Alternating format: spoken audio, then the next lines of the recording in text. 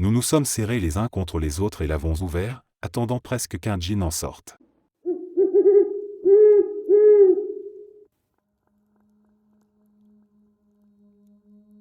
Je traverse une période vraiment compliquée et j'ai l'impression d'être pris dans une spirale infernale. Tout a commencé avec mon divorce. Cette séparation a été un coup dur, mais ça ne s'est pas arrêté là. Je suis aussi sans emploi depuis une éternité, je préfère même pas dire depuis combien de temps, c'est tellement décourageant. Pourtant, je cherche activement tous les jours. J'envoie des candidatures, je me rends à des entretiens, mais rien. Pas un seul retour, pas une seule bonne nouvelle. En y réfléchissant, il y a une coïncidence qui me saute aux yeux. Mes galères ont commencé presque en même temps que j'ai développé une passion pour les jeux de société. J'adore les jeux de fantasy, les trucs un peu sombres, et surtout les jeux d'horreur. Si vous connaissez, ces jeux sont remplis de symboles occultes, d'illustrations de créatures démoniaques et d'éléments assez perturbants. Quand je vivais encore dans la maison familiale, j'avais constamment l'impression qu'il y avait une sorte de présence sombre, comme une énergie lourde qui pesait sur nous. Mon ex-femme et moi, on se disputait souvent pour des broutilles, des choses qui n'avaient aucun sens. C'était comme si quelque chose cherchait à nous monter l'un contre l'autre. Et puis, après le divorce, j'ai pris mes affaires, compris tous mes jeux, et je suis parti. J'ai ensuite passé environ 2 mois chez mes parents, le temps de retrouver mes repères et de chercher un nouvel appartement. Pendant cette période, j'ai laissé tous mes jeux dans un carton au fond de leur garage. Et là, c'est bizarre, mais j'ai commencé à remarquer que tout semblait aller un peu mieux. Certes, mes problèmes ne se sont pas évaporés du jour au lendemain, mais je me sentais plus serein, plus léger. C'est comme si l'atmosphère s'était un peu dégagée. J'ai même reçu quelques appels pour des entretiens, alors que depuis des mois c'était le néant. Mais dès que j'ai emménagé dans mon nouveau chez-moi et que j'ai ramené tous mes jeux avec moi, les galères ont recommencé. Tout a repris de plus belle. Plus d'appels pour des entretiens, des problèmes de santé qui se sont manifestés de nulle part, des soucis administratifs sans fin. Bref, une série noire. Pendant ce temps, quand je vais rendre visite à mon ex-femme pour voir mon fils, je remarque que tout roule pour elle. Elle a un boulot stable, une belle maison bien rangée, et elle semble plus épanouie que jamais. Alors, je me pose la question, et si ces jeux avaient réellement une influence sur moi? Je sais que ça peut paraître ridicule, mais je ne peux pas m'empêcher de penser que quelque chose m'échappe. Est-ce que ces jeux, avec leurs symboles occultes et leur imagerie démoniaque, auraient pu attirer une sorte de mauvaise énergie dans ma vie? Je me souviens d'une anecdote que j'ai lue une fois, le réalisateur du film L'Appel de Cthulhu a vu sa vie devenir un véritable cauchemar après le tournage. L'équipe rencontrait sans arrêt des problèmes, des accidents, des malchances à répétition. Beaucoup disaient que le film portait la malédiction de l'univers de Lovecraft. Est-ce que je suis en train de vivre la même chose avec mes jeux? Je ne sais pas. J'aimerais vraiment savoir si quelqu'un d'autre a déjà ressenti ça, cette impression d'être poursuivi par une énergie négative à cause de quelque chose qui, à première vue, semble totalement inoffensif. Peut-être que je devrais me débarrasser de ces jeux, mais j'avoue que ça me fend le cœur rien que d'y penser, car je les adore.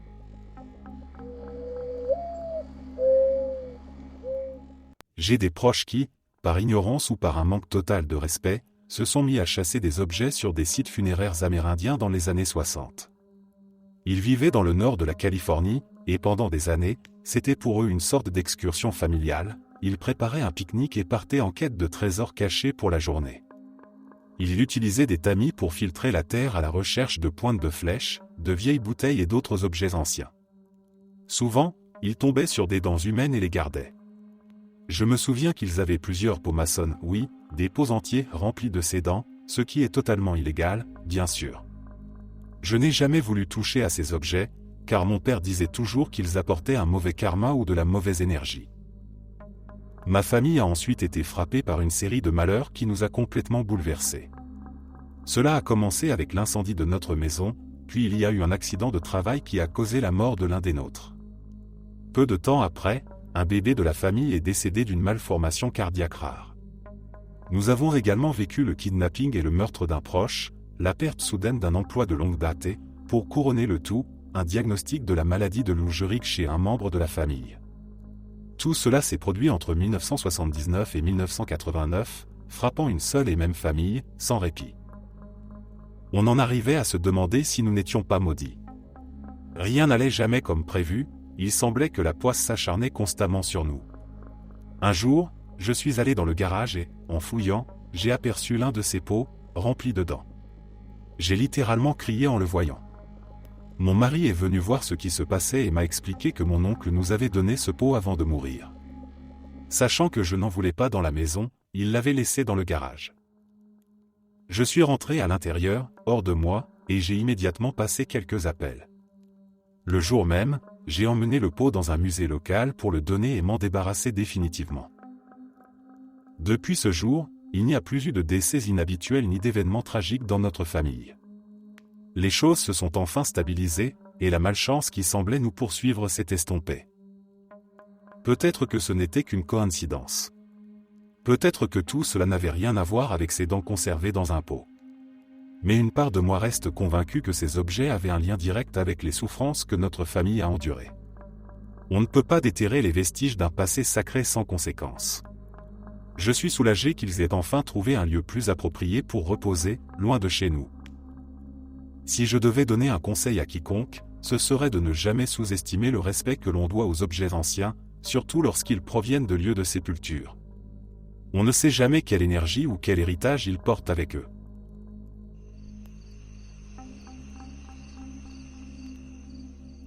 Quand je rends visite à ma grand-mère, au milieu de son salon figé dans les années 70, se trouve un canapé en tissu brun.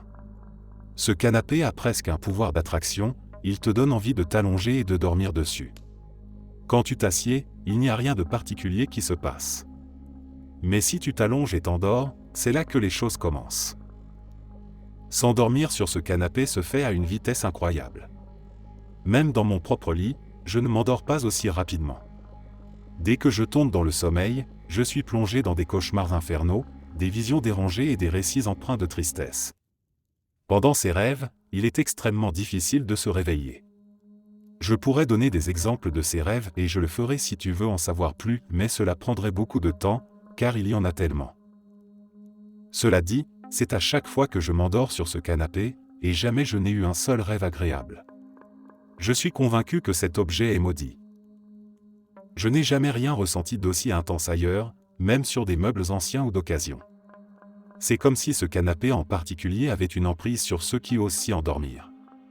Il t'attire, te plonge dans un sommeil presque immédiat, puis t'emprisonne dans des cauchemars si réalistes et effrayants qu'ils te laissent épuisé et troublé. Je ne sais pas quelle histoire ce canapé traîne avec lui ni pourquoi il provoque de telles horreurs.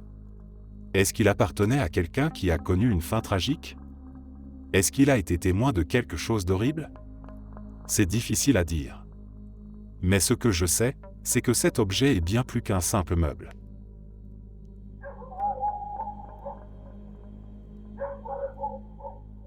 Ma sœur était à Delphes, en Grèce, lors d'un voyage d'études à l'étranger, et elle a acheté 3 figurines de chouettes.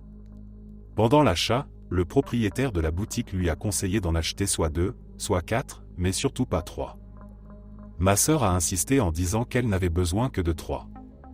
Après un échange tendu, elle a finalisé l'achat, et le propriétaire lui a dit qu'il plaçait une malédiction sur l'une des chouettes parce qu'elle en avait pris 3.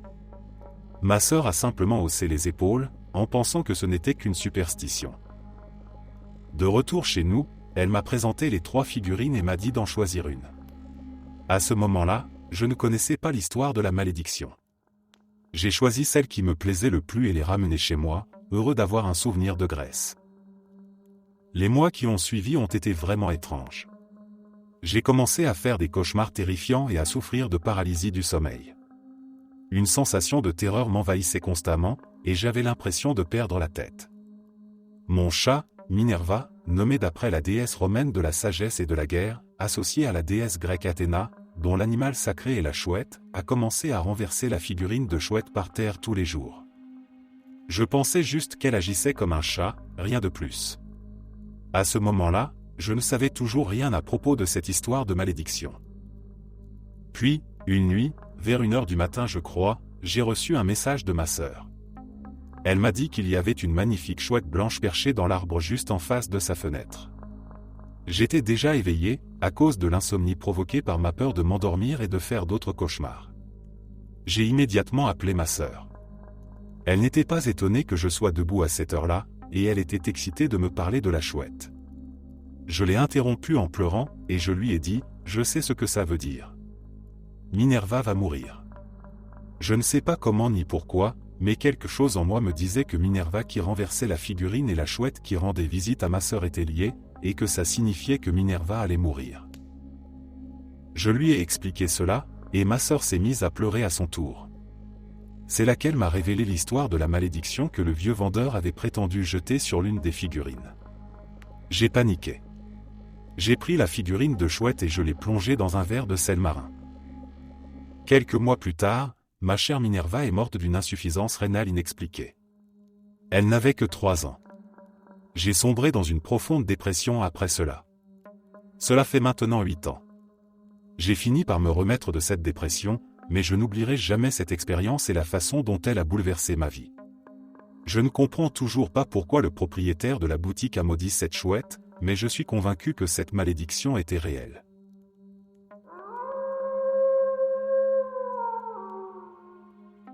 Je suis collectionneur de vêtements vintage, avec une préférence particulière pour les pièces des années 1930 à 1940. Il y a quelque chose dans le style et l'histoire de ces vêtements qui me fascine, surtout lorsqu'il s'agit de tenues militaires. Récemment, je suis allé dans mon magasin d'antiquités préféré pour y chercher des vêtements d'époque, et j'ai trouvé un haut de marin en laine bleu marine de la Seconde Guerre mondiale, porté par l'US Navy. J'étais vraiment excité par cette trouvaille, et tout ce à quoi je pouvais penser, c'était aux histoires que ce vêtement pourrait me raconter s'il en avait la capacité. Je l'ai drapé sur mon bras, avec quelques autres vêtements que j'avais ramassés dans les rayons, et je me suis dirigé, tout heureux, vers les cabines d'essayage pour voir ce qui m'allait vraiment. J'ai essayé plusieurs pièces sans rien de particulier à signaler. Puis, je suis arrivé à ce fameux haut de marin. Je l'ai enfilé, tout excité, et il m'allait parfaitement. Alors que je me regardais dans le miroir, vérifiant que le vêtement était bien ajusté au niveau de la poitrine et que j'avais assez de liberté de mouvement au niveau des épaules, une sensation extrêmement lourde s'est abattue sur moi. C'était comme un poids immense qui commençait par ma tête, avant de se répandre dans tout mon corps, me pressant de plus en plus fort. J'ai eu l'impression, pendant un instant, que je n'étais plus seul dans ma tête. C'était comme si quelqu'un d'autre se trouvait dans mon esprit, envahissant mon espace. La sensation était tellement oppressante que j'ai dû m'asseoir. J'ai fini par retirer le haut et, étrangement, la sensation s'est atténuée, mais elle n'a pas complètement disparu avant le lendemain. Malgré tout, j'ai décidé d'acheter le vêtement. Après tout, il s'agit d'une pièce rare et magnifique. Depuis, je le porte de temps en temps, mais il m'arrive encore de ressentir cette lourdeur lorsqu'il est sur moi, même si ce n'est jamais aussi intense que lors de ce premier essai.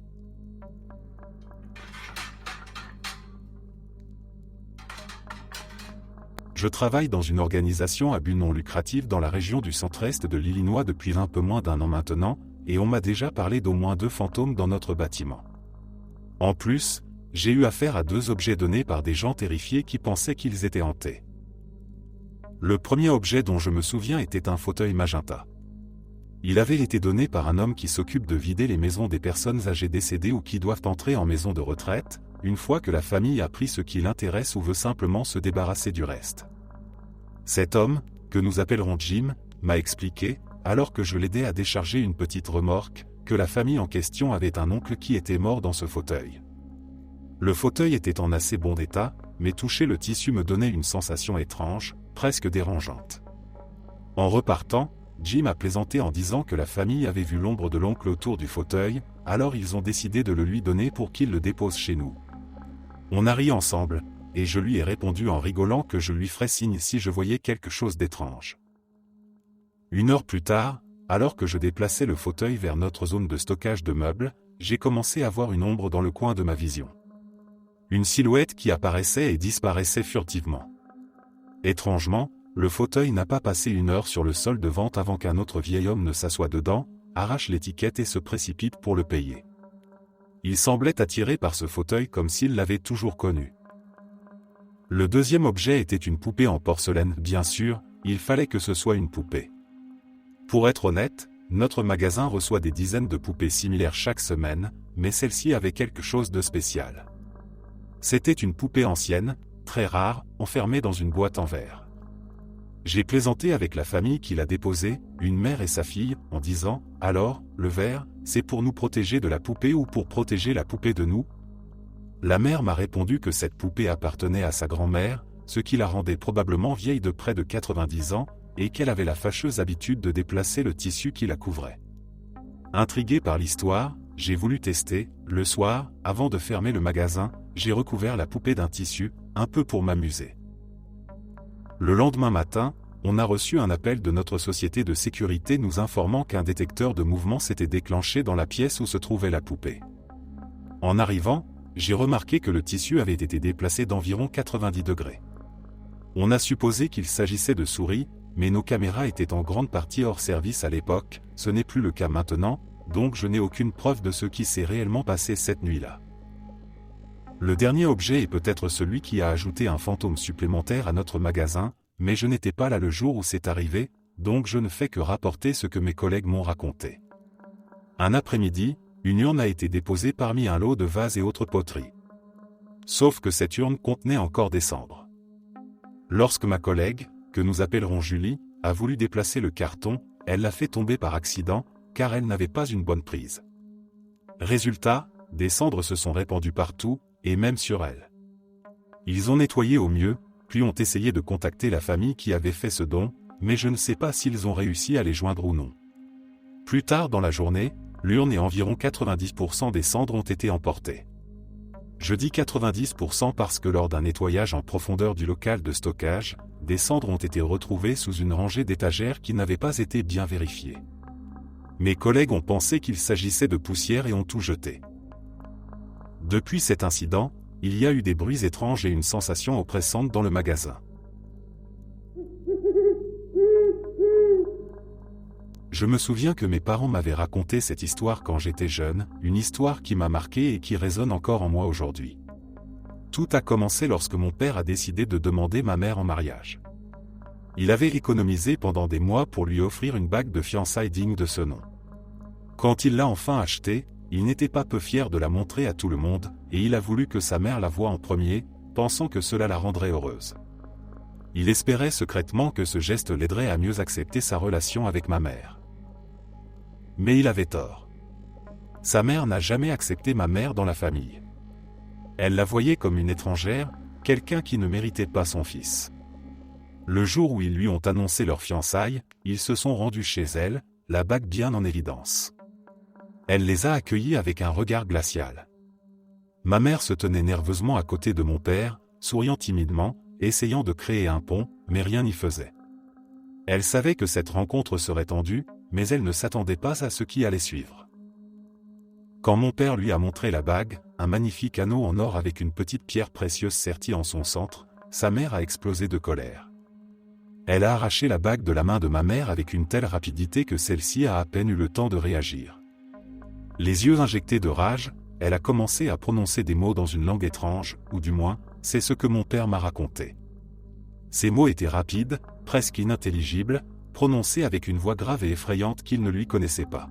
Puis, sans prévenir, elle a jeté la bague avec force sur le sol carrelé de la cuisine. L'anneau a rebondi avec un bruit métallique, et l'une des pierres s'est détachée, glissant sous un meuble. La pièce semblait s'être figée dans le temps. Ma mère était sous le choc, les larmes aux yeux, tandis que mon père fixait sa propre mère avec une incompréhension mêlée de peur. Il n'avait jamais vu sa mère dans cet état. Dès ce jour, les choses ont changé pour eux. Des événements inexplicables ont commencé à se produire. Tout d'abord, il y avait ces petites malchances qui s'enchaînaient, des objets qui disparaissaient mystérieusement dans la maison, des pannes soudaines d'appareils ménagers, puis des accidents mineurs comme des brûlures ou des coupures. Ensuite, c'est devenu plus sérieux. Une nuit, alors qu'ils dormaient, ils ont failli mourir asphyxiés à cause d'une fuite de gaz dans leur cuisine. Heureusement, un bruit sourd dans le salon les a réveillés juste à temps. Mon père a toujours dit que c'était une chance miraculeuse qu'ils aient été alertés, mais il n'a jamais su d'où provenait ce bruit.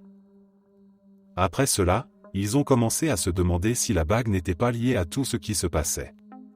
Ils ont essayé de la faire réparer, pensant que remettre la pierre en place pourrait rompre ce cycle de malheur.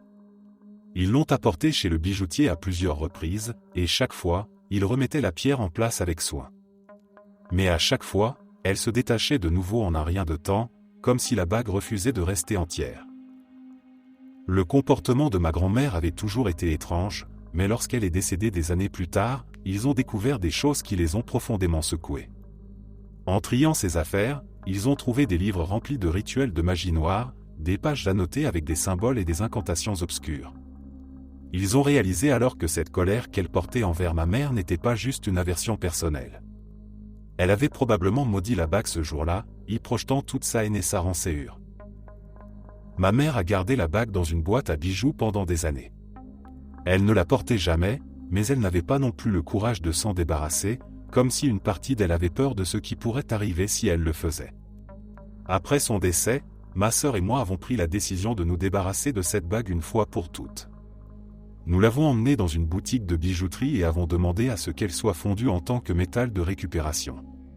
Nous ne voulions plus rien avoir à faire avec cet objet qui avait tant perturbé notre famille. Ce jour-là, alors que le bijoutier prenait la bague et la posait sur le comptoir, un frisson m'a parcouru. Pour une raison que je ne pouvais pas expliquer, j'ai eu l'impression que cette bague me fixait, comme si elle savait ce que nous étions en train de faire.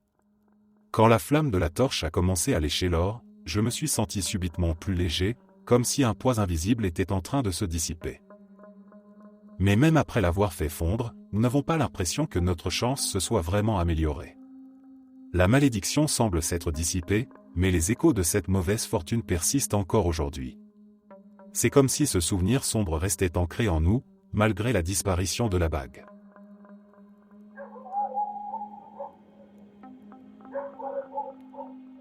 Mon frère a acheté un tas de pierres en forme d'étoile, je veux dire, en forme d'étoile à 6 branches, comme le symbole d'Israël.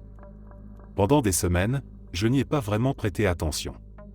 Puis, un jour, je l'ai trouvé dehors, tenant ces pierres dans ses mains, avec un air paniqué. Il m'a demandé de l'aider à s'en débarrasser en urgence.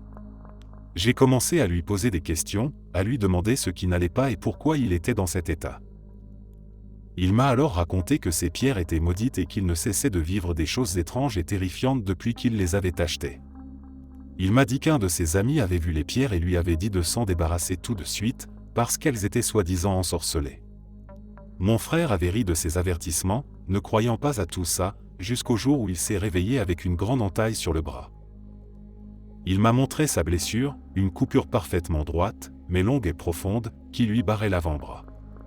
Il m'a dit: je me suis réveillé avec ça après avoir ri des mises en garde de mon ami. Je ne me souviens pas de l'avoir faite moi-même, et je n'avais aucun objet tranchant près de moi. C'est à ce moment-là que j'ai commencé à le croire. Il était vraiment effrayé, et cette coupure n'était pas une simple égratignure. Elle semblait comme tracée avec une précision clinique. Nous avons mis les pierres dans un sac en plastique, et nous les avons emmenées au lac le plus proche. Sans hésiter, nous les avons jetées dans l'eau. Mon frère a eu un profond soupir de soulagement, comme s'il s'était enfin libéré d'un poids immense. Depuis, il se sent beaucoup mieux. Il dort de nouveau sans être dérangé, et les phénomènes étranges ont complètement cessé. Cependant, il lui reste cette cicatrice sur le bras, un rappel constant de ce qu'il a traversé. Il m'a dit plusieurs fois depuis cet incident: plus jamais je n'achèterai quelque chose d'étrange ou d'inexplicable. C'est un avertissement qu'il prend au sérieux maintenant. Il ne sait toujours pas ce qui a rendu ces pierres aussi dangereuses, mais il a appris à ne pas sous-estimer les mises en garde, aussi irrationnelles qu'elles puissent paraître. Même moi, je n'arrête pas de penser à ce jour-là. Cette cicatrice est une preuve tangible qu'il y a des choses que nous ne comprenons pas et que nous ne devrions pas prendre à la légère. Depuis, on essaie de faire attention à ce qu'on ramène à la maison.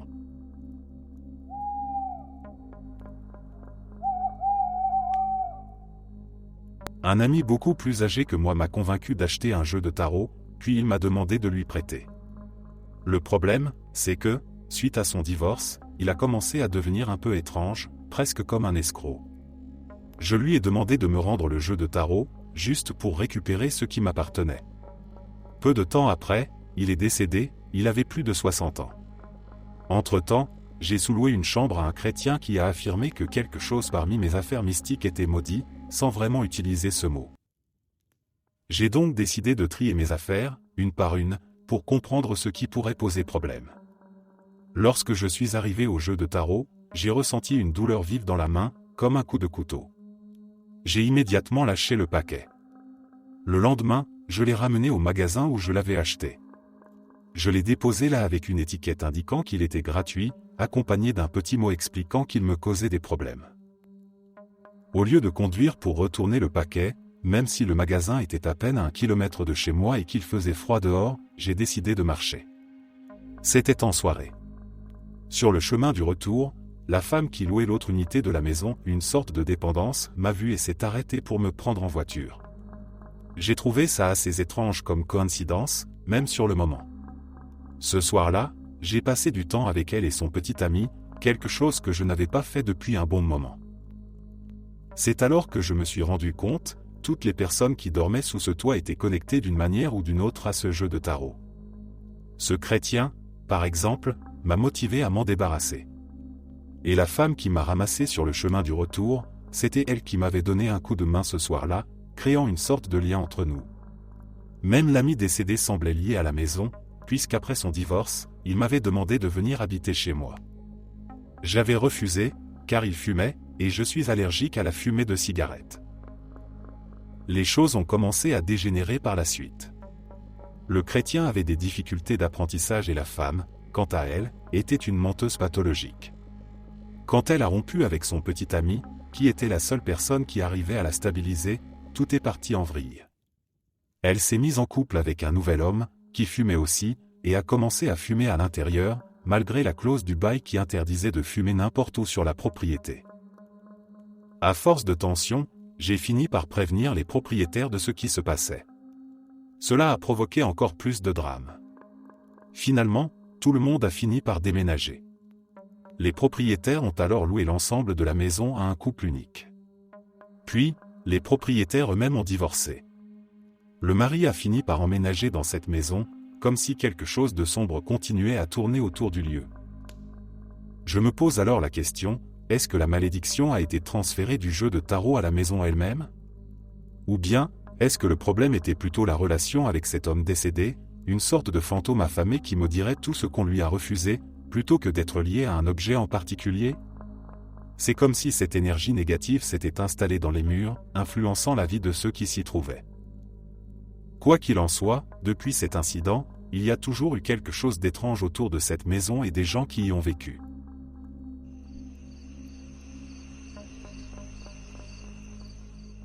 C'est plutôt étrange, mais ma copine a reçu cette statue en bois en cadeau ou quelque chose comme ça. Elle ne se souvient même plus très bien d'où elle vient, mais c'est une statuette de Marie, je pense, en train de prier. Quand nous avons déballé le carton dans lequel elle se trouvait pour la première fois, je l'ai posée sur le comptoir parce qu'elle allait bien avec le décor. Étonnamment, je n'ai pas tout de suite fait le lien avec ce qui se passait, mais des choses bizarres ont commencé à se produire dans cet appartement. Il faut dire que l'endroit était déjà assez louche, et je ne parle même pas de phénomènes paranormaux. On avait des gens qui se battaient souvent dehors, qui dormaient dans les couloirs, urinaient dans les lave-linges et sèche-linges, fumaient ce qui ressemblait probablement à de l'héroïne ou de la méthamphétamine sur des bouts de papier d'aluminium à l'extérieur, dans les escaliers. On dormait déjà très mal, mais après avoir déballé ce carton, ça a empiré. Des bruits sourds et des claquements de portes ont commencé à retentir à l'intérieur de l'appartement. La télévision et mon ordinateur s'allumaient tout seuls. Le routeur se débranchait sans raison, et nos affaires n'étaient plus jamais à l'endroit où on les avait laissées.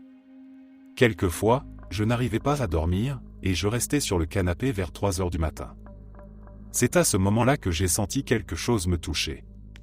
C'était comme une sensation glaciale, comme si un cube de glace frôlait ma peau.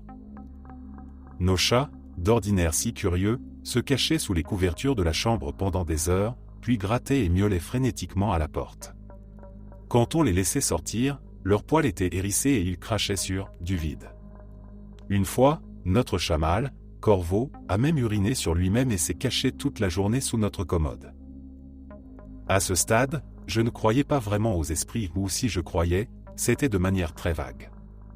Mais après qu'on m'ait jeté des objets à la tête alors que j'étais seul à la maison, j'ai commencé à croire, et vite. J'ai lu quelque part que porter une croix pouvait aider, alors j'ai cherché partout pour en trouver une. Finalement, dans le même carton, j'ai trouvé un petit sac de bijoux contenant une croix en métal. Je l'ai prise et mise autour de mon cou. Et c'est là que les choses sont devenues vraiment étranges. Vous savez ce bruit blanc statique qu'on entend parfois quand il y a un silence absolu, comme un murmure? Eh bien, on a commencé à l'entendre la nuit, même si cet appartement n'était jamais silencieux à cause du voisinage. Notre voisin criait et jurait constamment, probablement parce qu'il était alcoolique et en colère. Les voisins d'en bas passaient leur temps à se disputer, à lancer des objets. Une fois, l'un d'eux a même jeté son milkshake de chez McDonald's contre notre fenêtre durant le premier mois où on vivait là. Le propriétaire n'a jamais nettoyé, et à ma dernière visite il y a un mois, il était encore là. Puis, sont arrivés les cauchemars horribles, hyper réalistes.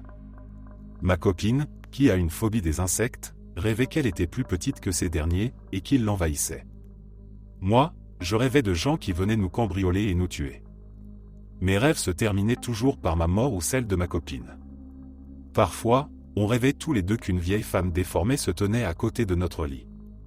D'autres fois, je voyais mes proches mourir. J'ai même rêvé que mon frère se faisait assassiner. Bref, pour faire court, la statue a commencé à apparaître dans différentes pièces et à pointer dans des directions différentes chaque fois que nous revenions au salon. On partait faire des courses, et en rentrant, la statue se retrouvait dans la salle de bain, nous fixant du regard. Après un bon moment de ce manège et des tentatives pour nettoyer la maison avec de la sauge et du sel, ma copine a suggéré de brûler la statue. D'après ce que j'avais lu, c'était une très mauvaise idée, alors on a cherché d'autres solutions. Finalement, on s'est souvenu que la croix et la statue étaient dans le même carton, et elle a proposé qu'on mette le collier autour de la statue, puisque rien de tout cela n'arrivait avant. On a essayé, et tout s'est arrêté immédiatement. Pour ceux qui ont lu toute cette histoire, sachez qu'on a toujours cette statue à ce jour. Quand on a essayé de la remettre dans une boîte, elle réapparaissait à chaque fois à côté de la boîte. Alors on a abandonné et décidé de la laisser dehors. Quand on a déménagé de ce trou à rats, on l'a emportée avec nous. Elle ne pose plus de problème maintenant, et j'ai le sentiment que si on essayait de s'en débarrasser, elle reviendrait d'une manière ou d'une autre. C'est comme si elle faisait partie de notre vie, qu'on le veuille ou non.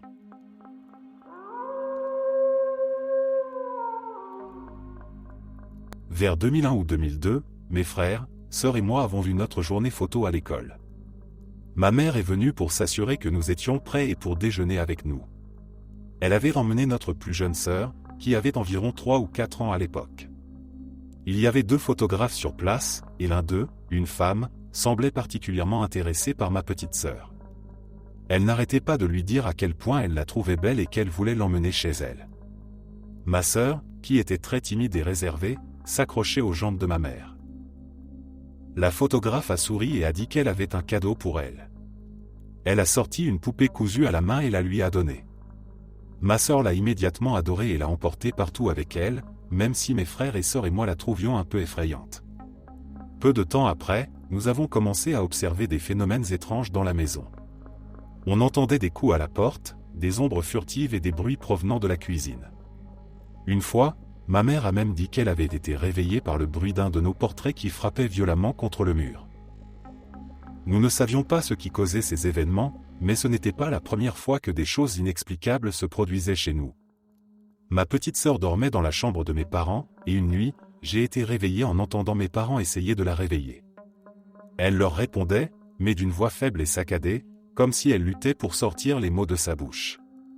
Je suis sorti de mon lit et je suis allé dans leur chambre. J'ai vu ma mère caresser doucement le visage et le bras de ma sœur, tandis que mon père lisait des passages de la Bible à haute voix. Ma sœur donnait des coups de pied et agitait les bras, comme si elle se battait contre quelque chose d'invisible. Ma mère lui demandait ce qu'elle ressentait, mais ses yeux restaient fermés. Elle a murmuré un mot, « chaîne ». Mon père a continué de prier, et au bout d'une minute, elle s'est calmée et s'est rendormie. Le lendemain matin, mes parents ont discuté de ce qui s'était passé avec elle et lui ont demandé ce dont elle se souvenait. Elle leur a raconté qu'elle avait rêvé qu'une chose la retenait, attachée par les bras et les jambes. Elle pouvait entendre mes parents lui parler et voyait des éclats de noir et de blanc s'affronter, comme si ces 2 couleurs se battaient l'une contre l'autre.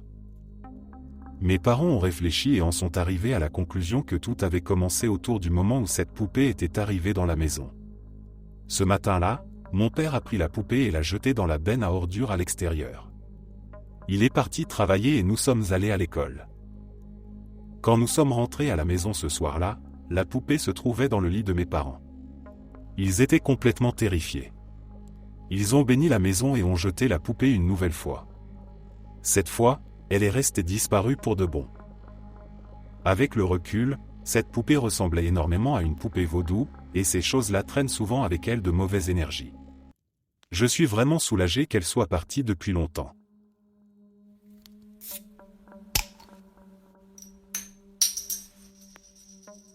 Je suis presque certaine que ce miroir dans ma maison est maudit ou quelque chose du genre. Mon mari et ma belle famille ne me croient absolument pas. Je vais commencer par vous donner un peu de contexte. Depuis des années, j'ai des rêves liés aux fantômes et aux esprits. Depuis que je suis enfant, c'est comme ça qu'ils communiquent avec moi. Pour savoir si c'est vraiment lié à un esprit ou si c'est juste un rêve bizarre, ma mère m'a appris à vérifier certaines choses. Par exemple, elle m'a dit que les rêves qui reviennent plusieurs fois de manière similaire sont souvent des signes, et elle m'a montré comment regarder autour de moi et agir dans ces rêves pour comprendre si c'est vraiment un message spirituel ou juste un rêve étrange. Bon, venons à ce rêve particulier. Il est toujours lié à un miroir dans la maison de ma belle-mère. Ce miroir m'a toujours donné une sensation de malaise. La nuit, j'ai souvent l'impression qu'il y a une ombre sombre qui plane autour de lui. Dans ce rêve, je me retrouve devant ce miroir, mais mon reflet se comporte différemment de moi. Il me sourit d'une manière sinistre, presque malveillante, puis il fait quelque chose de graphique, comme se trancher la gorge, se déchirer la peau ou d'autres choses horribles.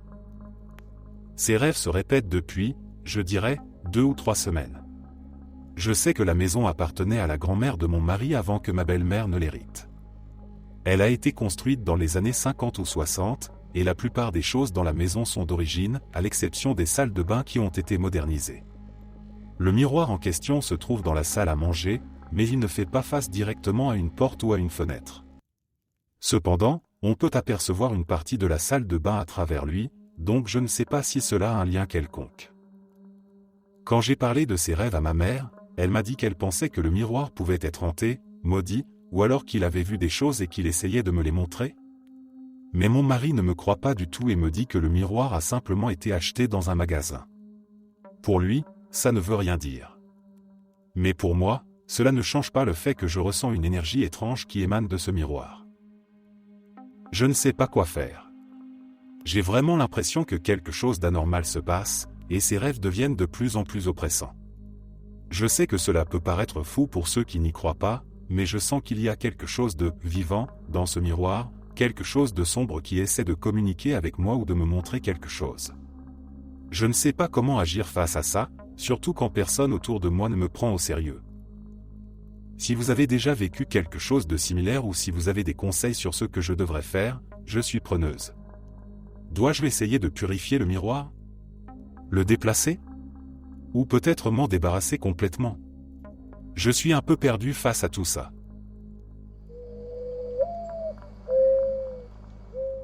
Je vais d'abord vous donner un peu de contexte sur moi et mon colocataire pour mieux comprendre cette histoire. Nous étions tous les deux des chrétiens pratiquants, donc je crois au monde spirituel, aux démons et à ce genre de choses. Mais jusque-là, je n'avais jamais vécu de rencontre que je pouvais vraiment qualifier de surnaturelle. Tout cela a changé il y a environ 3 ans. À cette époque, nous vivions dans un petit appartement. Mon colocataire, que nous appellerons Joe, venait de récupérer un cadeau que sa petite amie lui avait rapporté d'un voyage missionnaire en Haïti. Ce cadeau était une sculpture en bois représentant un éléphant, visiblement taillé à la main par un enfant haïtien. C'était une sculpture grossière, très rudimentaire, et elle dégageait quelque chose d'inquiétant. Rien que la regarder me mettait mal à l'aise. L'artisanat laissait vraiment à désirer, et cette chose donnait des frissons rien qu'à la vue. Cependant, Joe, en bon petit ami, a accepté le cadeau avec gentillesse et l'a ramené à l'appartement. À moitié en plaisantant, mais aussi en partie sérieusement, je lui ai dit que je n'aimais pas du tout l'énergie de cet objet. Il m'a répondu qu'il le trouvait aussi un peu bizarre, mais que c'était un cadeau et qu'il allait le garder.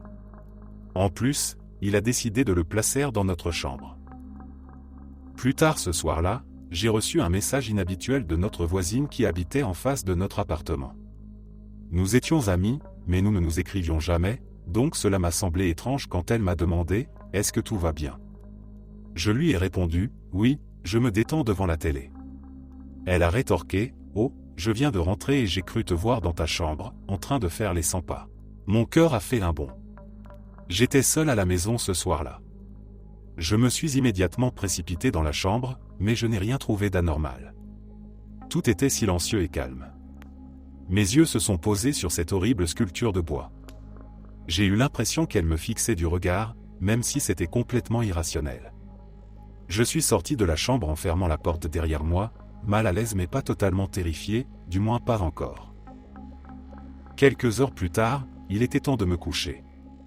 Joe était rentré entre-temps, et je lui ai raconté le message de la voisine. Il a simplement haussé les épaules, pensant qu'elle s'était trompée. Moi, je n'ai jamais été un très bon dormeur, et cette histoire n'a pas aidé à me détendre.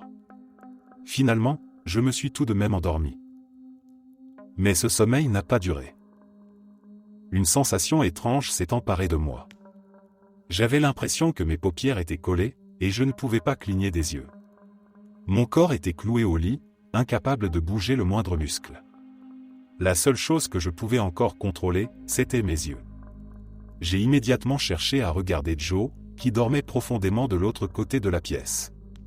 J'ai voulu crier, et mettre un son, n'importe quoi, mais pas un seul murmure n'a pu sortir de ma bouche. Puis, mes yeux ont dérivé vers le pied de mon lit, et c'est là que j'ai vu quelque chose qui m'a glacé le sang. Une silhouette noire, d'un noir si profond qu'elle ressortait même dans l'obscurité de la chambre. Elle n'avait ni visage, ni forme claire. C'était juste une masse d'ombre vaguement humanoïde, qui absorbait toute la noirceur autour d'elle, devenant encore plus sombre à mesure que je la fixais. J'ai essayé de détourner les yeux, mais elle était si grande que je ne pouvais pas la manquer. Soudain, j'ai senti une pression sur ma poitrine, comme si quelque chose d'énorme et d'invisible écrasait mon torse. En baissant les yeux, j'ai vu que la silhouette s'approchait de moi, mais sans se déplacer. Elle semblait flotter au-dessus du lit, se rapprochant de plus en plus, jusqu'à ce que je ne vois plus rien d'autre que ce vide absolu devant moi. Je ne me souviens plus de la fin de cet épisode. Je ne me souviens pas que cette chose soit partie, ni de m'être rendormi. Je me suis juste réveillé le matin suivant, secoué et terrifié. J'ai essayé de me convaincre que ce n'était qu'un cauchemar, mais quand j'ai regardé le sol, j'ai vu la sculpture de bois par terre. Elle était tombée de son étagère et avait roulé d'au moins 1 mètre jusqu'au pied de mon lit. J'ai ressenti un véritable haut-le-cœur de terreur. Je n'avais jamais fait de paralysie du sommeil avant cet incident, et je n'en ai plus jamais refait depuis. Joe et moi avons décidé de nous débarrasser de cet éléphant sculpté.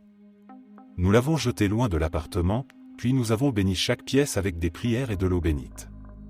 Après ça, il n'y a plus eu aucun problème jusqu'à ce que nous déménagions. Je suis convaincu que cette sculpture avait quelque chose d'attiré à elle, quelque chose de malfaisant. Je ne m'y connais pas vraiment en ce qui concerne les objets hantés, mais vu que cet objet venait d'Haïti, ma première pensée a été de le lier au vaudou. C'est une expérience que je n'oublierai jamais, et je fais attention depuis à ce que je laisse entrer chez moi. Certains objets transportent avec eux plus que ce que l'on peut voir, et parfois, ce qu'ils transportent, c'est le mal lui-même.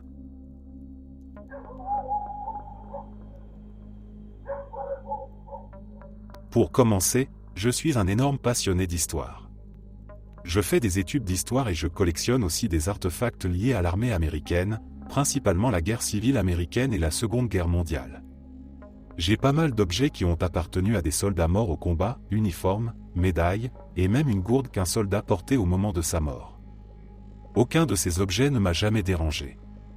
J'ai même un bouton d'uniforme de l'Union trouvé sur un site de fosse commune, et tout va bien, même dans ma maison qui a plus de 100 ans. Bref, un jour, je vois l'un de mes amis collectionneurs mettre en vente un uniforme d'officier des Marines américains de la Seconde Guerre mondiale à un prix incroyablement bas. C'était une pièce de collection parfaite, il appartenait à un marine qui avait mené une compagnie célèbre sur Guadalcanal et Cap Gloucester, 2 batailles extrêmement importantes au début de la Seconde Guerre mondiale. C'était un magnifique uniforme bleu de cérémonie, complet avec les insignes en argent, les galons de capitaine, et un écusson de la première division des marines fabriqué en Australie. C'était exactement le genre de pièce qu'un collectionneur rêverait d'avoir. Mais voilà le truc, il le vendait à un prix bien inférieur à sa valeur réelle, pratiquement la moitié de ce que je serais prêt à payer. Je n'ai pas trop réfléchi à ce moment-là. J'ai donc contacté le gars, payé l'uniforme, et une semaine plus tard, il est arrivé par la poste. Aussi magnifique que je l'avais imaginé. Je l'ai soigneusement accroché à un cintre, que j'ai ensuite placé derrière la porte de mon placard. Le lendemain, vers 19h, je suis assis à mon bureau, en train de faire des recherches sur mon ordinateur. Je cherche des informations sur le soldat auquel appartenait l'uniforme. Ce type avait dirigé sa compagnie lors de combats corps à corps intenses pendant la fameuse bataille de Alligator Creek, l'un des affrontements les plus sanglants de la bataille de Guadalcanal. En continuant de fouiller dans les bases de données, j'ai décidé de chercher son avis de décès. C'est là que je l'ai trouvé. Il était mort en 1962. Mort par pendaison, le jour du 20e anniversaire de la bataille de Alligator Creek.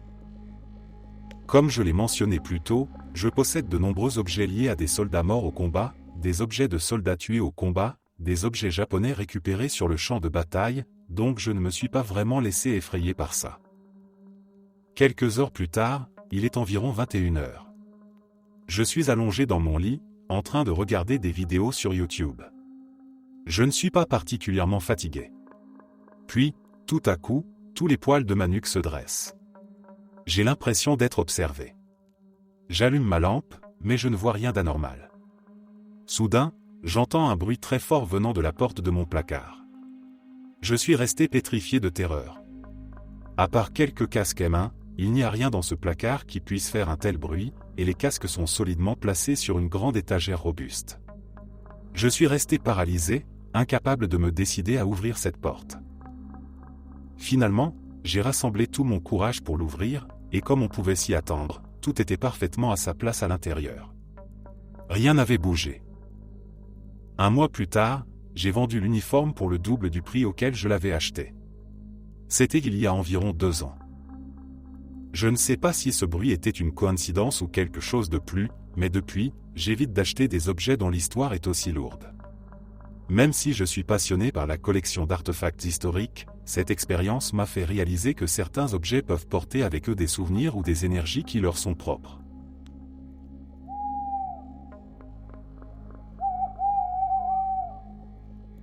J'ai grandi à la campagne, et la plupart de mes proches étaient de fervents croyants du paranormal. Certains allaient même jusqu'à considérer le sujet comme quelque chose de totalement normal, voire banal. En grandissant dans cet environnement, j'ai fini par percevoir ces phénomènes comme inévitables et indubitablement réels. Rien d'extraordinaire ne m'est arrivé jusqu'à ce que j'ai 8 ou 9 ans. Et même si j'étais un enfant assez timide et facilement effrayé, le paranormal ne me terrifiait pas autant que les tueurs en série, les vampires, les extraterrestres et les zombies. Mais tout a changé vers cet âge. Des choses étranges et perturbantes ont commencé à se produire régulièrement, des cauchemars bizarres, des ombres dans la nuit, des voix murmurantes, des sensations d'être poussé et même des apparitions d'une matière fantomatique translucide surgissant de nulle part. Inutile de dire que, étant un enfant peureux, tout cela m'a frappé de plein fouet au point de me plonger dans une dépression et de me pousser à envisager le suicide à l'âge de 10 ans. Le temps a passé, la situation s'est améliorée et je suis devenu un adolescent maladroit, avec beaucoup d'histoires de fantômes à raconter et un certain ressentiment contre tout ce qui était paranormal.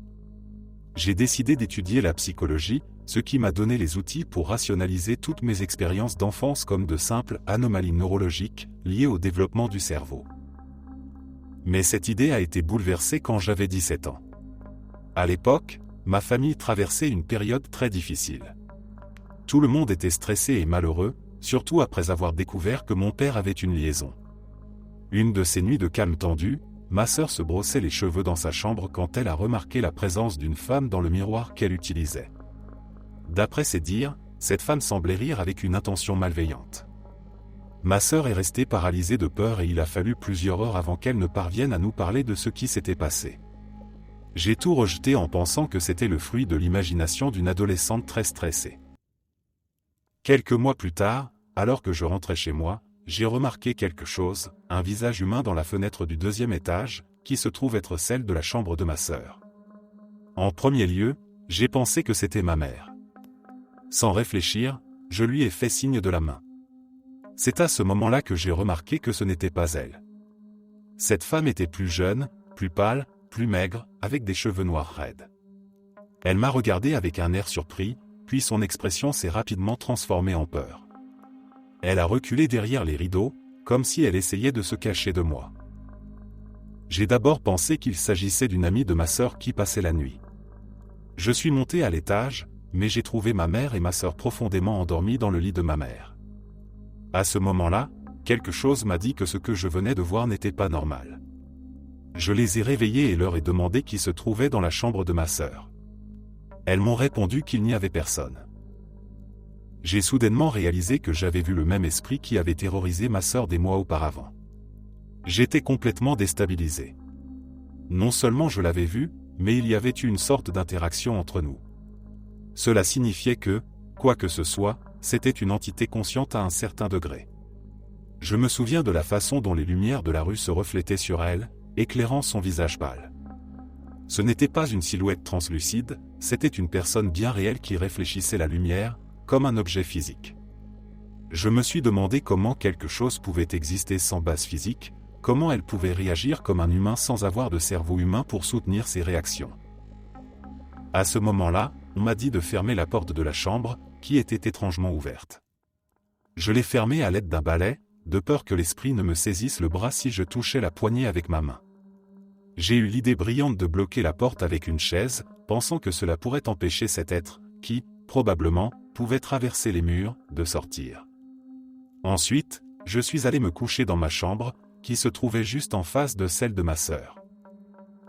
À ce moment-là, j'étais mort de peur. Allongé sous mes couvertures, je ne pouvais penser qu'à la nature de cette chose que j'avais vue. Puis, soudainement, elle est revenue. La poignée de la porte bloquée a commencé à trembler. Ce n'était pas viol, et ça n'a pas duré longtemps, mais le son était cristallin. Ensuite, elle a frappé la porte de l'intérieur à plusieurs reprises. Elle essayait de sortir, mais n'y arrivait pas. Une simple porte en bois empêchait un être qui violait les lois de la physique de sortir, et cela m'a rassuré. Je savais que je pouvais la contenir, même si je ne savais pas ce qu'elle était. Après 3 ou 4 coups en 1 heure, elle a commencé à jouer avec le robinet de la salle de bain, le tournant doucement pour l'ouvrir et le fermer plusieurs fois. Je me demandais comment cette chose pouvait exercer une force dirigée avec une telle précision, et c'est encore une question qui me hante aujourd'hui. À l'époque, il me suffisait de savoir que c'était possible de la contenir. J'ai fini par me calmer et je me suis finalement endormi. On pourrait penser qu'avec un fantôme aussi bruyant dans la maison, les choses auraient pris une tournure de film d'horreur, mais ce n'est pas ce qui s'est passé. Considérant tous les problèmes que nous traversions à l'époque, le fantôme n'était qu'une nuisance de plus. Nous avons simplement laissé la chambre vide et gardé la porte fermée. De temps en temps, elle cognait contre la porte, surtout à midi, et secouait la poignée la nuit. J'ai fini par m'y habitué, bizarrement. Mon père, qui était un sceptique convaincu à l'époque, dormait parfois dans cette chambre une nuit par semaine pour prouver qu'il n'y avait rien là-dedans et que nous exagérions tous. Une de ces nuits, il est sorti de la chambre avec un crucifix à la main et m'a dit « Je pense que c'est ce crucifix le problème ». C'était un crucifix en acier inoxydable, bien construit, qui avait été dans la maison pendant au moins 10 ans, passant d'un endroit à un autre. Mon père l'avait récupéré dans les ordures d'un monastère. Oui, je ne plaisante pas, il l'avait trouvé dans la poubelle d'un monastère. Un crucifix jeté aux ordures. Par un monastère. Cela n'avait aucun sens. Mon père a raconté que le crucifix s'était mis à bouger légèrement alors qu'il se changeait pour aller dormir. Il a trouvé cela étrange et a voulu l'examiner de plus près. Il a découvert une inscription, le nom d'une femme, une date de naissance à la fin du XIXe siècle, et une date de décès dans les années 50. Il était évident pour nous que ce crucifix n'était pas ordinaire et qu'il était lié à cette présence étrange dans la chambre. Le lendemain, mon père a apporté le crucifix à un prêtre, un homme qui avait une grande expérience avec la sorcellerie, le satanisme et les phénomènes paranormaux en général. Le prêtre lui a dit que ce qu'il tenait était un crucifix funéraire, un crucifix placé dans les mains et sur la poitrine du défunt à l'époque. La plupart de ces crucifix étaient en aluminium ou en acier inoxydable, car les conditions extrêmement corrosives d'un corps en décomposition ne les endommageaient pas. Il nous a également expliqué que ces crucifix étaient particulièrement recherchés pour la sorcellerie et la magie noire puissante. Cela semblait sortir tout droit d'un film comme Conjuring, mais tout commençait à faire sens. Nous étions plus préoccupés par le fait de nous débarrasser de cet objet que par sa nature occulte. Je me souviens avoir dit à mon père, « C'est pour ça que les moines l'ont jeté. » Pourquoi un moine catholique jetterait-il un crucifix à la poubelle? Mon père a souri et a répondu, « Ça se tient », avec un petit sourire coupable. D'après ce que je sais, le prêtre a jeté le crucifix dans une rivière pour le purifier, et l'a laissé là. La chambre est redevenue normale et, peu de temps après, mes parents ont divorcé. Ce n'était pas une période facile, mais c'était nécessaire. Ma sœur vit toujours dans cette chambre, et depuis que le crucifix a été retiré, plus rien de surnaturel ne s'est produit. Inutile de dire que ma conception du monde et les expériences que j'avais eues dans mon enfance ont été totalement bouleversées.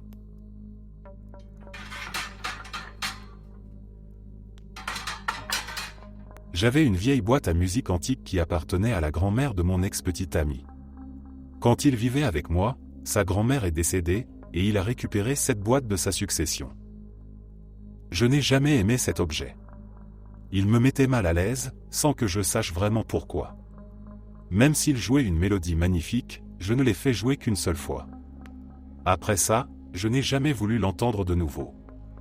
Cette boîte dégageait une sorte de mauvais pressentiment, une énergie étrange que je n'arrivais pas à expliquer. Quand mon copain a déménagé et a quitté ma maison, j'ai rangé toutes ses affaires, y compris cette maudite boîte à musique, dans le débarras. C'est là que les choses ont commencé à dégénérer. J'ai eu une série d'ennuis comme jamais auparavant. Mes problèmes de santé se sont accumulés, et comme si ça ne suffisait pas, mes 2 chiens ont développé un cancer et j'ai dû les faire euthanasier. Ma voiture tombait en panne constamment, chaque réparation coûtait une fortune. Ma mère est tombée gravement malade, et malgré tous les soins qu'on lui a prodigués, elle est morte peu de temps après. Comme si le destin s'acharnait, un voisin mentalement instable a commencé à me harceler et à me suivre. Je me retrouvais sans cesse en conflit avec mes amis et mes collègues. Ma vie professionnelle en souffrait, et ma situation financière est devenue catastrophique. Un jour, après avoir supporté cette spirale de malheur pendant des mois, j'ai pris une décision radicale, il fallait que je me débarrasse de tout ce qui appartenait à mon ex. J'avais l'impression que ces objets étaient comme une encre qui me tirait vers le fond. Alors, j'ai rassemblé toutes ces affaires, y compris cette satanée boîte à musique, et je les ai chargées à l'arrière de mon pick-up. Je les ai emmenées à la décharge la plus proche et je les ai balancées, sans une once de regret. Je ne sais pas si tout cela était vraiment lié à cette boîte à musique ou non, mais ce qui est certain, c'est qu'après m'en être débarrassé, ma vie a commencé à s'améliorer. Peu de temps après, j'ai réussi à acheter une nouvelle voiture. J'ai rencontré un nouvel homme qui est devenu mon compagnon, j'ai pu acheter une maison, et mes relations avec mes amis et mes collègues se sont apaisées. Même ce voisin dérangé a fini par être interné dans un hôpital psychiatrique pour recevoir des soins appropriés. Un ami m'a offert un merveilleux chien, et j'ai retrouvé le sourire. J'ai vécu une bonne dizaine d'années de tranquillité après ça. Ma vie a semblé s'harmoniser et les malheurs ont cessé de s'abattre sur moi. Peut-être était-ce simplement une coïncidence, ou peut-être que cette boîte à musique transportait réellement une énergie sombre qui m'affectait. Je ne saurais jamais avec certitude, mais une chose est sûre, je suis bien contente de ne plus avoir cet objet chez moi. Il y a des choses que l'on ne peut pas expliquer, et même si je ne crois pas spécialement au paranormal, il y a des objets qu'on ne devrait tout simplement pas garder autour de soi, des objets qui semblent imprégnés de quelque chose de mauvais. Cette boîte à musique en faisait partie, et je n'aurais jamais dû la laisser chez moi aussi longtemps.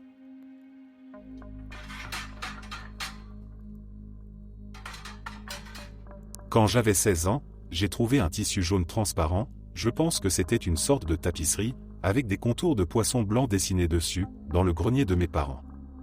C'était l'été, et ma chambre avait tendance à devenir très chaude, alors j'ai fini par utiliser ce tissu comme une sorte de couverture légère.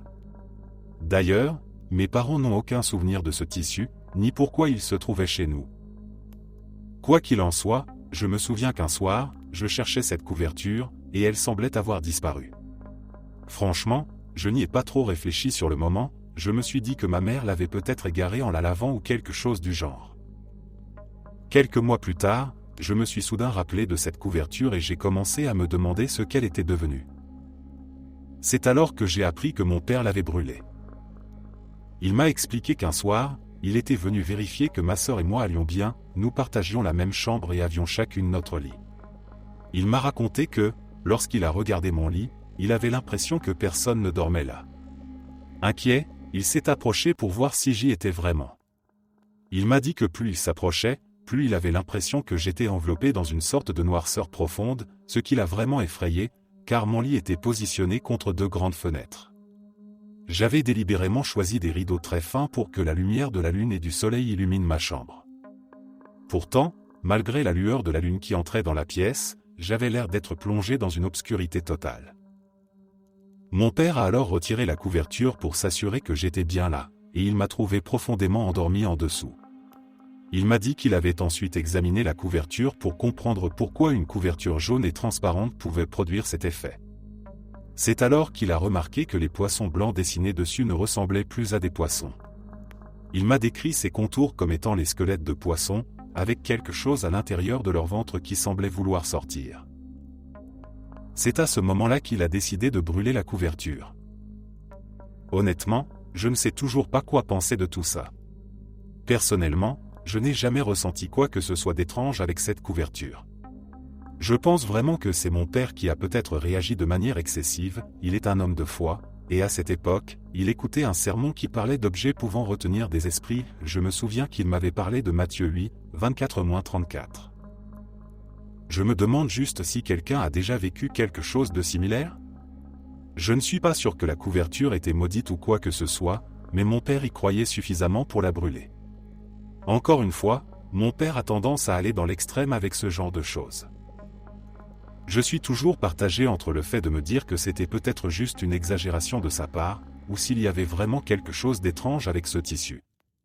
C'est une histoire qui reste floue et troublante pour moi, même après tout ce temps.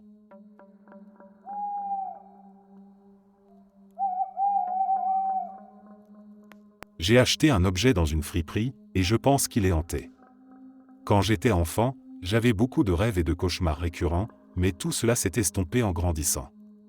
Récemment, pourtant, ces rêves récurrents sont revenus, sauf que cette fois, ce sont des rêveries que j'ai en pleine journée, toujours à propos de la même personne. Cette personne dégage une impression de tristesse, presque mélancolique, mais sans être effrayante ou malveillante. Chaque fois que je pense à la mort ou à quelque chose lié à la mort, l'image de cette personne me vient en tête. C'est difficile à expliquer, mais d'une certaine manière, j'ai l'impression que l'objet que j'ai trouvé dans cette friperie appartient à cette personne. Dans mes rêves, je la vois toujours avec cet objet, comme si elle y était attachée d'une manière ou d'une autre. J'aimerais me débarrasser de cet objet, mais je veux le faire avec respect pour la personne à qui il a pu appartenir. J'ai pensé le placer dans une jolie boîte ou un beau sac, puis faire une promenade dans la forêt et le laisser dans un endroit ouvert et paisible, comme une sorte de lieu de repos. Je veux que ce soit un adieu respectueux, un geste qui permettrait à cette âme, si elle y est liée, de trouver un peu de paix. Peut-être que cette personne que je vois dans mes rêves a un lien profond avec cet objet, et en l'emménageant dans un endroit calme, je lui permets de s'éloigner doucement, de trouver un certain réconfort. Je veux croire que ce geste, aussi symbolique soit-il, pourrait apaiser cette présence, la libérer d'un quelconque attachement. Je ne sais pas si cela changera quoi que ce soit pour moi ou pour cette entité, mais je préfère le faire ainsi plutôt que de simplement jeter l'objet. Je ne ressens pas de menace, juste une profonde tristesse. C'est comme si cet objet transportait avec lui une partie de l'histoire de cette personne, une histoire qui n'a jamais pu être racontée. Alors, le laisser reposer dans un endroit apaisant semble être la chose la plus respectueuse à faire.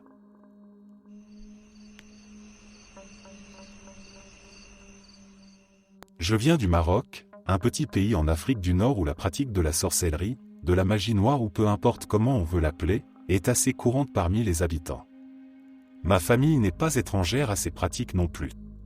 Mes grands-parents, que Dieu ait leur âme, prétendaient qu'ils aidaient des gens victimes de malédictions ou de sorts. Ils utilisaient leurs connaissances pour essayer de briser ces malédictions ou recommandaient les victimes à quelqu'un de plus qualifié si cela dépassait leurs capacités. L'un des experts à qui il référait souvent les victimes a laissé un livre à mon grand-père avant de mourir. La famille, mon père et ses frères, a été informée que c'était juste pour le garder en sécurité, car le propriétaire du livre n'avait pas de famille proche. Je n'ai entendu que quelques anecdotes sur ce livre de la part de mon père en grandissant, et ce n'était jamais directement. Il en parlait parfois au téléphone avec mes oncles. Il l'a toujours qualifié de maudit et le blâmait pour l'aggravation de la santé de mon grand-père. Mon grand-père souffrait de schizophrénie, de paranoïa et de problèmes cardiaques. C'était étrange, car ses symptômes s'aggravaient beaucoup quand il était chez lui. À chaque fois qu'il restait ailleurs, il allait relativement bien. Mes oncles qui vivaient à proximité lui proposaient de venir habiter avec eux, mais il refusait systématiquement, disant qu'il mourrait dans la maison qu'il avait construite de ses propres mains. Et c'est exactement ce qui s'est passé, peu de temps après. Toute la famille s'est réunie pour les funérailles, y compris moi, j'avais 15 ans à l'époque, et mes 3 cousins du même âge. Je vous épargne les détails, mais en gros, nous avons volé le trousseau de clés de mon grand-père et sommes allés dans la maison pour chercher ce livre. Nous avions tous entendu parler des conversations téléphoniques à son sujet, et nous étions trop stupides pour réaliser que c'était en gros un cambriolage. Mais bon, passons. Nous avons fouillé la chambre de mon grand-père, cherchant dans tous les tiroirs et boîtes jusqu'à tomber sur le bon. Nous l'avons ouvert, et là, se trouvait le fameux livre. Il avait l'air tout à fait normal, une couverture en cuir brun foncé, peut-être, qui était visiblement usée. Nous nous sommes serrés les uns contre les autres et l'avons ouvert, attendant presque qu'un djinn en sorte, mais non rien de tout ça. Juste des pages après pages de ce qui semblait être de l'arabe écrit n'importe comment, et ce que j'ai plus tard reconnu comme étant de l'hébreu. Certaines pages étaient déchirées à l'arrière, et c'est tout ce qu'il y avait d'intéressant. Nous ne comprenions rien, même pas les parties en arabe. Évidemment, nous étions déçus et nous avons fini par nous lancer des défis idiots, comme celui de ramener le livre chez soi et de dormir avec sous son oreiller pendant une nuit. Un de mes cousins, appelons-le Hamza, a accepté le défi et a caché le livre sur lui avant de quitter la maison. Plus tard dans la journée, nos parents ont découvert que nous avions volé les clés et pénétré dans la maison, mais ils ont pensé que nous étions juste allés traîner là-bas. Nous avons tous eu droit à la ceinture et avons été punis pendant plusieurs jours. Une fois que nous avons enfin réussi à nous revoir, nous avons découvert que Hamza avait l'air d'avoir passé une sale période. Il semblait ne pas avoir dormi depuis des jours, et il s'est avéré qu'il ne l'avait effectivement pas fait. Il nous a raconté qu'il avait fait un cauchemar après l'autre chaque fois qu'il essayait de dormir. Parfois, il entendait même des coups ou des voix quand il était éveillé ou à moitié endormi. Ces cauchemars consistaient à être poursuivi par des silhouettes alors qu'il courait dans la ville plongé dans une obscurité totale. Chaque fois que ces silhouettes se rapprochaient assez pour l'attraper, elles disparaissaient brusquement et il entendait leurs pas et leur respiration plus loin. Nous étions tous terrifiés. Hamza nous a dit qu'il fallait brûler le livre, que c'était du sérieux. La seule raison pour laquelle il ne l'avait pas déjà fait, c'est qu'il était enfermé chez lui la plupart du temps. Mais je ne pouvais pas le laisser faire. Même en tant qu'adolescent, je savais à quel point ma famille était pauvre, et puisque ce livre semblait authentique, il pourrait valoir des millions pour la bonne personne. Brûler un objet potentiellement si précieux alors que ma famille peinait à joindre les deux bouts pourrait me valoir la plus grosse raclée de ma vie. Alors, j'ai pris le livre de Hamza et j'ai décidé de le garder jusqu'à ce que je trouve une occasion de récupérer les clés et de le remettre à sa place avant que mon père ne découvre tout. Je suis rentré chez moi rapidement avant que mon père ne revienne du travail et j'ai caché le livre dans ma chambre, m'assurant de le mettre le plus loin possible de mon lit. Cette nuit-là, j'ai entendu des coups à la porte vers minuit. Je suis allé ouvrir, mais il n'y avait personne. Rien que cela m'a presque fait pleurer de peur, alors j'ai essayé de ne pas m'endormir. Mais ce plan s'est vite effondré, car je n'avais ni PC ni télévision dans ma chambre, pas même un téléphone à l'époque. Je me suis finalement endormi et j'ai eu exactement les mêmes cauchemars que Hamza. Au mieux, j'ai dû dormir 45 minutes avant de me réveiller en sueur et en larmes. Et ainsi de suite, jusqu'au matin. J'étais trop effrayé pour revivre ça encore une fois, alors j'ai tout avoué à mon père et j'ai eu la pire raclée de ma vie. Il a pris le livre et m'a ordonné de ne plus jamais en parler. Je ne sais pas ce qu'il en a fait, mais je ne pense pas qu'il l'ait gardé à la maison, car je n'ai plus jamais eu ces cauchemars ou ces hallucinations par la suite. La raison pour laquelle cette histoire m'est revenue maintenant, alors que j'ai 26 ans, et que j'ai décidé de la partager, est liée à un détail qui a ressurgi récemment. Une de mes tantes a convaincu ma famille de mettre en commun leurs économies pour rénover la vieille maison, et pendant les travaux, ils ont trouvé un petit compartiment caché avec une boîte en métal dedans. J'étais là quand ils ont ouvert la boîte. À l'intérieur, il y avait quelques bijoux appartenant à ma grand-mère décédée depuis longtemps, des vieilles photos de mes oncles et tantes, des dents de lait et des morceaux de papier déchirés enveloppés dans un tissu couvert de terre. Je ne sais pas si cela a un lien avec le livre, mais quelque chose me dit que cet objet a laissé bien plus de traces sur notre famille que ce que l'on pourrait imaginer. Merci d'être resté jusqu'à la fin. N'oubliez pas d'aimer la vidéo, de vous abonner et de partager vos propres histoires en commentaire.